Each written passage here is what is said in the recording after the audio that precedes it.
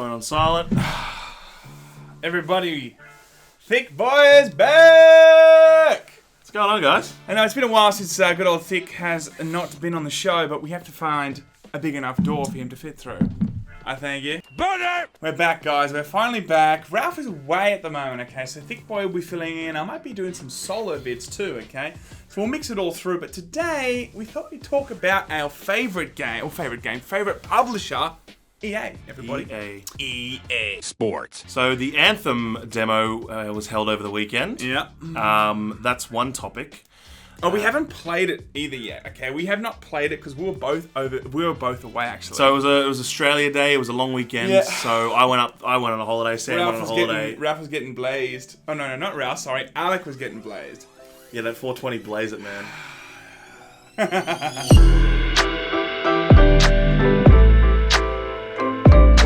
So we are a mere matter of weeks away from the launch of Anthem. Mm-hmm. Now, we all know what Anthem is, but for those who don't somehow, it's going to be their answer to Destiny, it's their answer to Warframe, it's their Division, it's their... Warframe, everybody. Warfamous.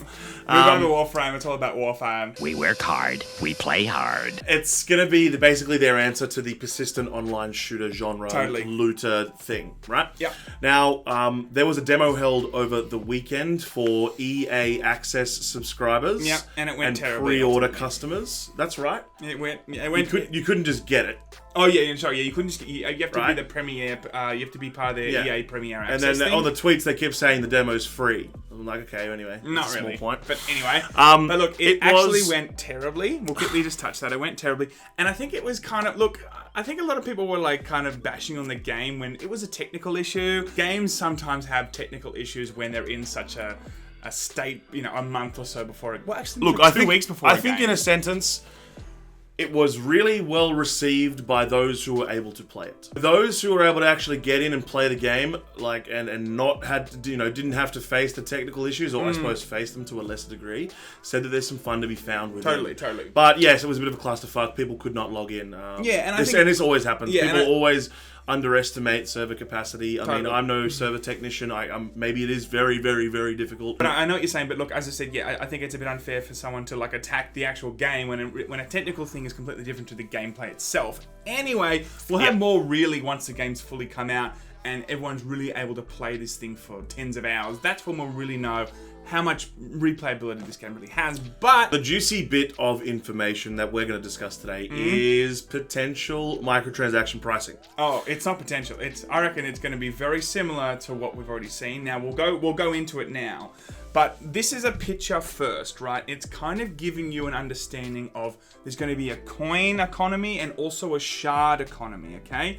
Now, this is the quote that backs up this current picture. There are no items, including cosmetics and emotes, that are only available for purchase with shards. Shards being the premium currency. Everything is either available for coin only or has a dual price, giving players the option of saving up their coin or dropping real money on shards for an emote or skin. The shop only sells cosmetics and not weapons, and there are no loot boxes.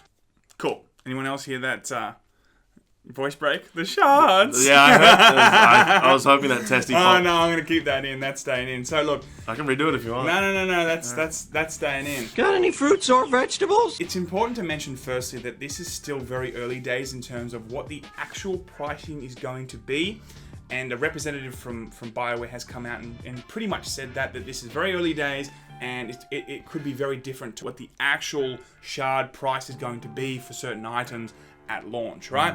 Another thing is, in this post, it's kind of speculating that it is going to be like $1 for 100 shards kind of thing. It's really hard to see where the evidence is for that, but if it is that, it's going to be very similar to Fortnite pricing, ultimately. But the thing is, with Fortnite, Fortnite's a free-to-play game. If it does go down the route of making a Fortnite priced kind of item system, dude, it's not free to play. What the fuck is going on? I think 1 cent per shard, as this poster puts forward, is probably accurate. I don't see EA selling armor packs for $2. I don't see them selling a shield for 40 cents. Yeah, I do see them selling skins for fucking $20. Yeah, that's very EA. Yeah, exactly. This is serious. I just sharded.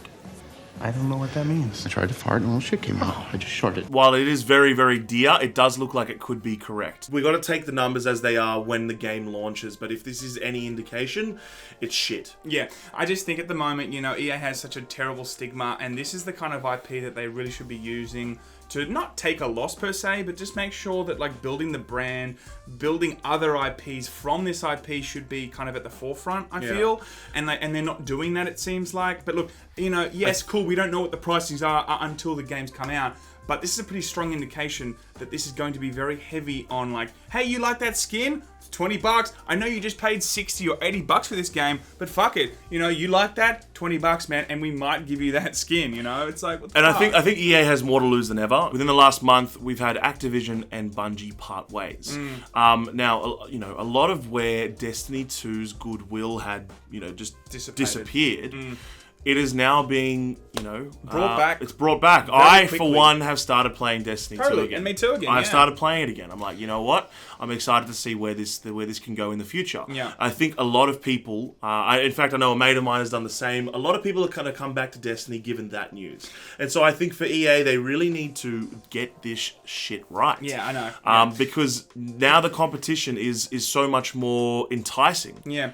I think that, you know, it was a reset button for Destiny, and I actually do want Anthem to succeed for a number of reasons. Number one, it's good to have another competitor in the market that will push Bungie and, you know, the actual Destiny IP itself. It'll push it, you know, to hopefully make better content, more content, because it knows that there's someone else in the field that's trying to take a lot of that consumer away from them. And secondly, I think people want other choices than Destiny. Yeah. And I think that's the big thing. And I think it succeeds because of that. And there's nothing wrong with EA bringing out a game that ends up being really pro-consumer and everyone wins. Like, cool. It sucks that it's kind of with EA, you know what I mean? But I'm kind of hopeful that they do the right thing with this, you know? Yeah, look, I think it's unlikely. It's very unlikely. As you said, like, more choice for everybody is a good thing. If someone doesn't like Destiny, they can try Warframe. If they don't like Warframe, you've got the Division 2 coming up.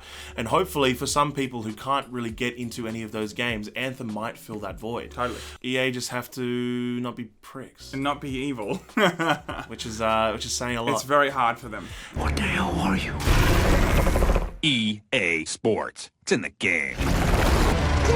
So that's it, really. And that's it, really. But like I know, it's 2 weeks away. What is the day? It's actually 2 weeks and like 3 days away. Weeks. Yeah. So look. So it's very, very near. We will obviously get a lot more information closer to release. From what people played, they liked, but a lot of people couldn't play it. So the weekend was interesting. Yes. This news is even more interesting. Alec doesn't remember the weekend. He was 2-4-20'd everybody. Until next time, see you, fam.